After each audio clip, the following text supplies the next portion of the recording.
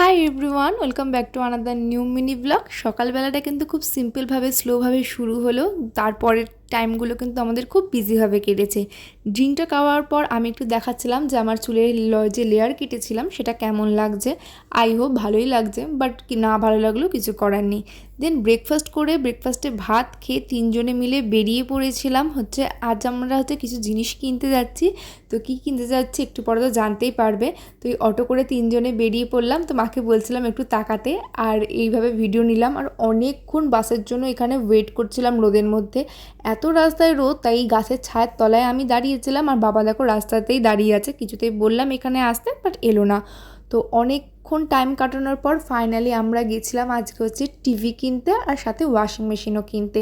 তো ওয়াশিং মেশিনটার পরে দেখাবো তোমাদের সাথে। আর এখান থেকে আমরা একটা টিভি চুজ করে নিয়েছি। আর সারা দিন কিছু না খেয়ে এটাই আমার মুখের অবস্থা। তখন প্রায় বাজে 5টা কি 5:30 তেমন হবে।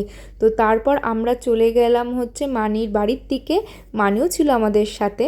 তো মানির আর এই ছিল আমার সেদিনের আউটফিট। মাকে বললাম একটু ভিডিও করে দিতে, তাই জন্যই হাসছিলাম। আর যেতে যেতে একটা কচুরির দোকান দেখতে পাই, তো খেয়ে নিলাম, কারণ সকাল থেকে কিছু খাওয়া হয়নি। তারপর চলে গেলাম আমরা সোফা দেখতে। আর এখানে না অনেক সুন্দর সুন্দর সোফাও ছিল। তো খুব শীঘ্রই তোমাদের সাথে আরও ভালো কিছু ব্লগ ভিডিও শেয়ার করব। তো তার জন্য কিন্তু আমার চ্যানেলটাকে সাবস্ক্রাইব করে দিও, কারণ কেন কিনছি, কোনটা কিনছি সেগুলো তো তাড়াতাড়ি তোমাদের সাথে শেয়ার করব, সেগুলো দেখার জন্য। মানির বাড়ি চলে গেছিলাম, আর মানি এগুলো আমায় খেতে দিয়েছিল। তারপর বাড়ি এসে একটু স্কিন কেয়ার করে দেন ঘুম লাগিয়েছিলাম।